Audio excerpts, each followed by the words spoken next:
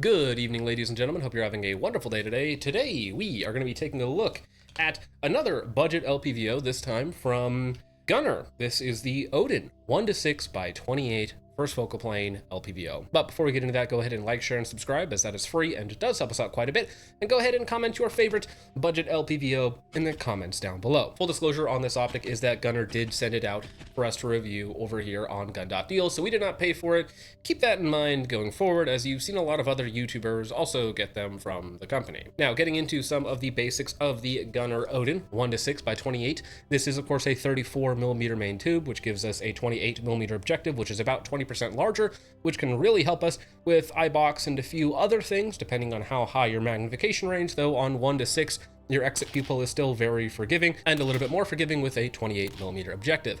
Another very novel thing about this body is that they claim that it's made out of 70-75 rather than 60-61 like most scopes, which 70-75 has about double the strength to weight ratio of 60-61. Unfortunately, when it comes to weight, the optic by itself weighs about 25 ounces, and with the included scope mount, the included 34mm mount, which is quite robust, and you should read that as large, it's just under 30 ounces for a 1-6 LPVO, which puts it pretty much on the heaviest side of 1-6 LPVOs. Now, another very novel thing about the Odin is that they claim to be using German Schott glass, which Schott glass is some of the highest tier, best glass in the world when it comes to optics, which is why it's sought after and usually only seen in high-end optics. There are a couple budget brands using it for their higher end lineups, if that makes sense. The Vector Continental series uses German Schott glass, and the Odin lineup from Gunnr does as well, which is a really nice feature to have, and we'll get into that, even though there's some other interesting aspects of that scope that kind of knock it out of competition. Now, speaking of competition, this is about 370 buccarinos, which is not particularly expensive and puts it in a budget category for LPVOs, though certainly not the cheapest. It's just barely more than the SIG MSR, just a little bit above the Vortex Venom, and right in line with most of the other primary arms SLX lineup of scopes. Getting into controls, on the left-hand side of the body, we have our illumination, which has 6 brightness settings and an off in between each one, though it is not particularly effective or useful, especially on 1X, even at max brightness, which is setting 6. In this case, it is barely daylight tinted. Most LED emitters do not get truly bright, daylight bright on an LPVO, but on the Odin, it's particularly dim, which is going to compound some of the other issues that I have with this scope. Another interesting choice is that we have huge exposed locking, fortunately, windage and elevation turrets.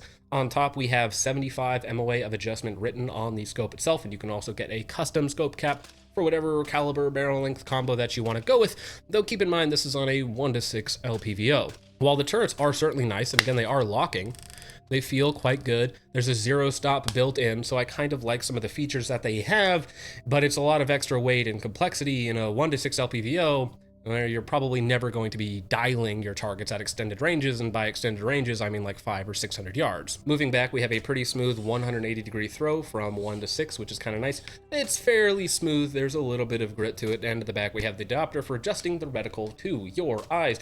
Speaking of the reticle, this is unfortunately first focal plane, and I know a lot of you guys love first focal plane. However, for me personally, it doesn't make a lot of sense in a 1-6 LPVO, especially when on 1X, the reticle gets so small that you can't see it.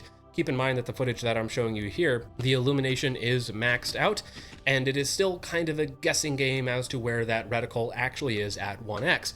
Now, when we zoom through the magnification range all the way up to 6X, it actually looks quite good, and the reticle is very well thought out. You have a relatively nice 1 MOA floating dot, which for a 6X optic is just fine. And then we have 5 MOA windage and elevation drops for our Christmas tree underneath. If the 6X reticle were static, it would be pretty good. It would be usable on 1X because you have a pretty good aiming point that you can just throw on the target and pull the trigger, and at higher magnifications you have a 1 MOA floating dot, which inside of 300 yards is perfectly usable, and at extended ranges we have the not only the windage but the drop for whatever we happen to be doing, and that would work quite well in a 6X second focal plane optic. However, because it is a first focal plane optic, when you dial down to 1X, the reticle becomes so small, especially in the center, that it's basically invisible. They do have some big stadia lines to kind of draw your eye to the center area in general, but where that reticle actually is, you have to be very, very attentive. It's not fast, it's not intuitive, and it's not a particularly good 1X. Now, another slight issue that I have is that the 1X while the glass itself looks good, which I will absolutely give them that, the glass in the optic is very good, the 1X is a little magnified and pretty warpy, so it's kind of a ugly 1X in general. Another quirk of the optic plus their mount is you can tell it is a huge optic. Mounting it all the way forward and as far forward in their mount as I can while still being on an AR-15 upper receiver, the eye relief is so far that I have to have my stock basically all the way out, and I'm a guy that likes to run my stocks further in, but on this specific optic, to get the proper eye relief, I basically have to have that stock all the way out. So the eye relief is a pretty constant 4 to 4.5 inches, which is a little bit longer than what I'm used to. Now, in terms of the eye box, it is very forgiving because we have a 28mm objective, and on 1X, most LPVOs are very forgiving, and it's still relatively forgiving all the way up on 6X, considering that we have a 4.67mm exit pupil. In terms of field of view, it's rated at just over 120 feet at 1X at 100 yards, which is very good field of view. Again, the 1X is a little warpy and ugly, but at 6X magnification, you still retain a good amount of information. Funnily enough, the only area that the optic really shines is at max magnification at 6X, where you can actually use the full reticle and it looks quite good and it's quite clear because the glass is nice and you're inside of 300 yards. The glass is quite good, it's crisp, it looks nice, the brightness is good, so I do believe them when they say that it's German Schott glass. Again, the glass for the money is very good. Everything else about the scope doesn't make that much sense to me.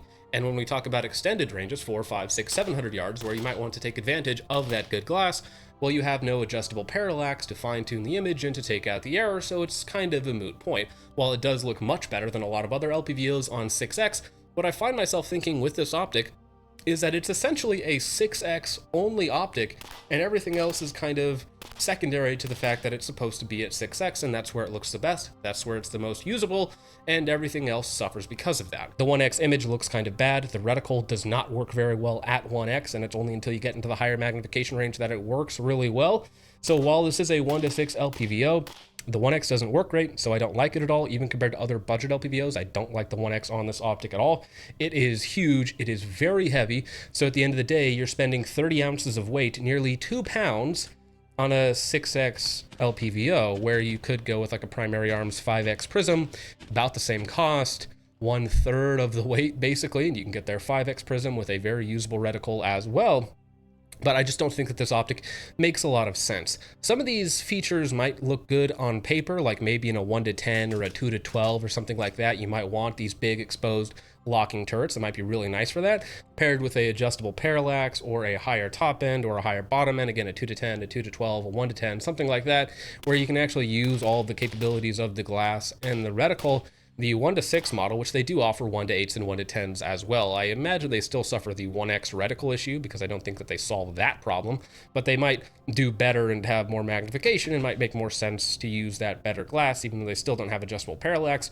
So for an LPVO, they have some nice things on paper with the 70-75 body, with the Schott glass, but when it comes to actually using them and putting them into a cohesive package that people want to buy, personally, I would not buy the optic because there are other LPVOs in this price range that do LPVO things much better. Have a usable 1X is number one, and then give me enough magnification to hit smaller targets from 0 to 400 yards. I think that is where an LPVO does really good. Yes, you can stretch them further, but when we're talking about ideals, 1-6s, 0 to 400 yards, smaller targets, harder to see targets, so on and so forth. I think that's really what LPVOs are very good at. People try to stretch them further and further and make them do even more. Then they get bigger, they get heavier, they get more expensive, they get more complicated. And in cases like this, they just stop making sense at their intended application. Now, what I will say to Gunnr is that it's not all bad. I actually want this reticle and this glass, lose the turrets, lose the first focal plane, and make it 5 ounces lighter and 1.5 inches, 2 inches shorter. I know, getting it shorter is not everybody's ideal, but if you can make it smaller, lighter, simpler, keep the same price, give me the reticle at 6X, give me the good glass, and I will be a very happy camper. In a 1-6 with an unusable 1X, or a mostly unusable 1X, it just doesn't make a lot of sense, even if the price for the glass quality is pretty good. With all that out of the way, gentlemen, let me know what you think of the Gunnr Odin 1-6x28 LPVO, if I should check out any of the other optics, and with all that out of the way, thank you so much for watching. I hope you enjoyed. I will see you in the next one. Peace off.